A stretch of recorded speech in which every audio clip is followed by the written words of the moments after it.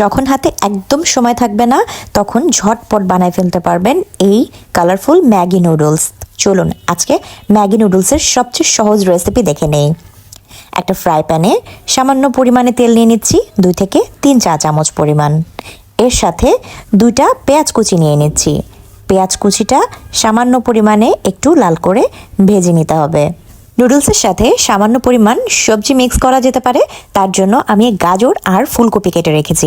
আপনাদের ইচ্ছা মতো যে কোনো সবজি আপনারা মিক্স করতে পারবেন। আর আমি এখানে 2টা ম্যাগি নুডলস দিয়ে আজকের ওই রেসিপিটা করব। সো আসসালামু আলাইকুম এভরিওয়ান, যে যেখান থেকেই দেখছেন সবাইকে জানাচ্ছি আবারও ওয়েলকাম আমার এই নতুন কুকিং ব্লগে। তো ওই দিক দিয়ে আমার পেঁয়াজটা ভালো মতো একটু ভাজা ভাজা হয়ে গেছে, খুব বেশি ভাজা হওয়ার দরকার নাই। এরপরে আমি যে সবজিগুলো কুচি করে কেটে রাখছিলাম, আমি এখানে গাজর আর ফুলকপি ব্যবহার করেছি। এখানে মিক্স করে নিচ্ছি, সাথে মিক্স করে নিচ্ছি 1/2 চামচ পরিমাণ লবণ। লবণ একটু কম দিলেও চলবে, কারণ পরে যেহেতু আমি ম্যাগির সাথে যে মশলাগুলো আছে সেগুলো মিক্স করব, এই জন্য লবণের পরিমাণটা একটু কম দিলেও চলবে। আপনি যতটুকু সবজি নেবেন ঠিক ততটুকু বুঝেই লবণ দিতে হবে। এখন আমি এটাকে সামান্য নেড়ে চেড়ে 1 মিনিটের জন্য ঢেকে দিব। এরপরে এটা একটু ক্রাঞ্চি থাকতে থাকতেই আমি এর মধ্যে মিশিয়ে দেব মটরশুঁটি। আমার ডিপ ফ্রিজে ফ্রোজেন করা মটরশুঁটি ছিল, আমি আজকে সেটাই ব্যবহার করছি।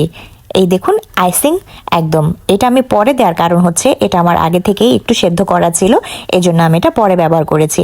এখন আমি একটা কাঁচামরিচ এখানে কুচি করে কেটে দিচ্ছি। কেউ যদি ঝাল খেতে না চায় কাঁচামরিচটা অ্যাভয়েডও করতে পারে। সামান্য কিছুক্ষণ নাড়াচাড়া করব, তার কারণ হচ্ছে বরফটা যেন ভালো মতো ছুটে যায় আর মটরশুঁটিটাও যেন একটু ভাজা হয়ে যায়। এরপরে আমি এটার সাথে 2 কাপ পরিমাণ পানি অ্যাড করব।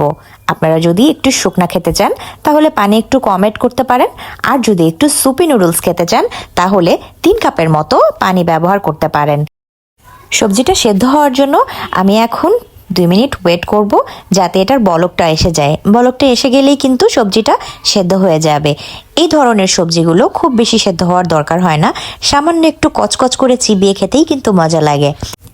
যখন সকালবেলা কিছুই করতে ইচ্ছা করে না তখন আমি এভাবে নুডলস আর ডিম পোচ করেই কিন্তু আমাদের সকালের নাস্তা করে ফেলি। দেখুন আমি কিন্তু সাথে একটা ডিম পোচও করে নিচ্ছি।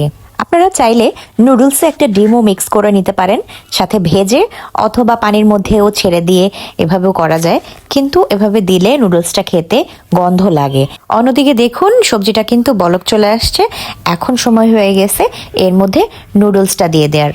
আচ্ছা, আমি পানিটা বলক ওঠার পরপরই কিন্তু নুডলসটা দিয়ে দিয়েছিলাম, সেই ক্লিপটা আমি এখনো খুঁজে পাচ্ছি না, সম্ভবত আমি এটা ভিডিও রেকর্ড করতেই ভুলে গিয়েছি। এরপরে আমি যে মশলা দুটো ছিল, মশলা দুটোও এই নুডলসের সাথে মিশিয়ে দিলাম। ব্যাস, ঝটপট নুডলস রান্না হয়ে গেল।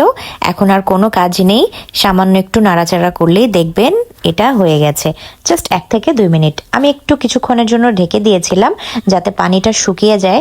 মাঝে মাঝে যখন আমার সুপি খেতে ইচ্ছা করে তখন পানির পরিমাণটা একটু বাড়িয়ে দিই, আর যখন একটু শুকনা শুকনা খেতে ইচ্ছা করে তখন পানির পরিমাণটা একটু কমিয়ে দিলেই চলবে। এই তো দেখুন কালারফুল একটা ম্যাগি নুডলস ঝটপট রেডি হয়ে গেল। এটা বাচ্চাদের টিফিনে দিতে পারেন, হাজব্যান্ডকে অফিসে দিতে পারেন। আমি আমার ছোট বোনের জন্য টিফিন রেডি করছিলাম, তাই ওর টিফিন বক্সে সকালের জন্য আমি এটা দিয়ে দিলাম। এই তো হয়ে গেল ঝটপট 5 মিনিটে ম্যাগি নুডলস। তো এভাবে আপনারা একটু বাসায় কেউ কেউ ট্রাই করেছেন কিনা আমাকে জানাবেন। যদি এই রেসিপিটা আপনাদের আজকে ভালো লেগে থাকে তাহলে অবশ্যই আমাকে জানাবেন, আর ভিডিওতে একটা লাইক করে যাবেন প্লিজ।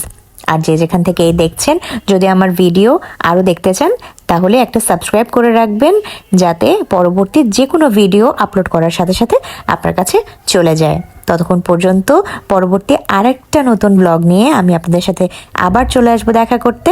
আল্লাহ হাফেজ।